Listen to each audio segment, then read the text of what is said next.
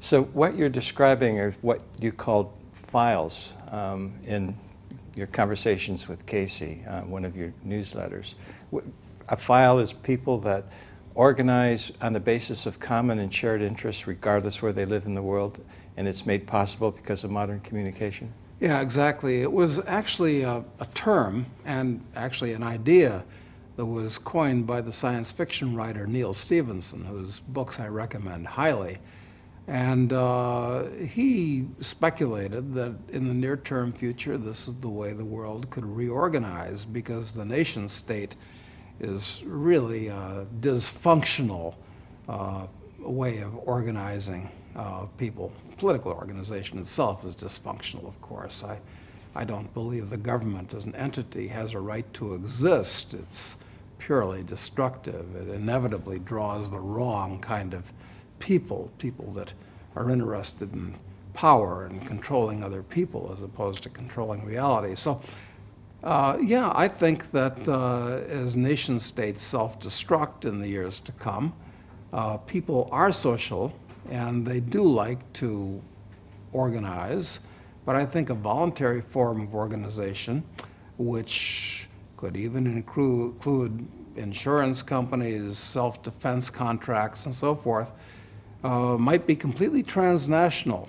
Yeah, I mentioned conversations with Casey, and before I go on, I would just like to say that I really enjoy that publication, and for the viewers of this video, you do it almost every week, and it's free. How do people sign up for it? Well, just go to our company website, caseyresearch.com, and we have a number of free publications, of which that is one. So just push the button and we'll send it to you. Okay. One of the other things I read about in conversations with Casey, and I want to talk about that a little bit, is what you call singularity. Can you first explain what that is, and then we can get into more detailed discussion as to how you see it evolving? Yes, there's a guy, I haven't met him personally, named Ray Kurzweil, who wrote a book by that name. And the point he makes is that technology is advancing very quickly today. Basically at the rate of Moore's Law. And we're not just talking about computers, we're talking about biotech and many other areas of technology Which today. Basically every 6 months computing power doubles, more or less. Or every year, or I don't know what the current number is. Yeah. But it's a very rapid rate of growth. Very rapid indeed. And the point that Kurzweil makes is that, and you can see this happening now, we're at the stage where you can actually grow new body parts. It's possible now to grow new ligaments, to grow new veins, and this is advancing and compounding basically according to Moore's Law. So it's happening in many areas of society, and what Kurzweil posits is that in a very finite period of time, like maybe 10 years, well, 20 years anyway, we're going to reach the singularity where we'll actually be able to do almost anything in a godlike way. And what it means is that if you can survive only another 20 years, perhaps, you might be able to grow a brand new body. And not just any old body, maybe one that resembles Bruce Jenner's, who won the decathlon a few years ago. I mean, something like that. So anything is possible, and this is the best reason that I can think of for becoming wealthy, because you want to be able to afford wonderful things like that. And it's as it should be. The wealthy people are the ones that should have those things. Why? Because unless you steal wealth, the way you get wealthy is by producing goods and services for other people. You get wealthy by creating wealth. So, of course, people that have money should be rewarded with being able to buy these things.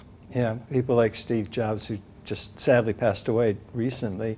Exactly. Just think of all the things he's done to raise humankind's standard of living through his innovations, his technology, hard work, savings, production.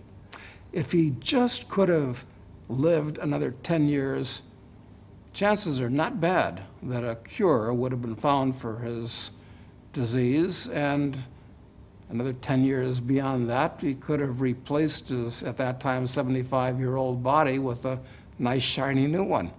What's the implications for singularity in the financial sector? Well, you know what? One of the things that have to do with the singularity is the nanotechnic revolution. And about 20 years ago, Eric Drexler, who was really the originator of the term nanotechnology, wrote a book by that name. And what he posited is that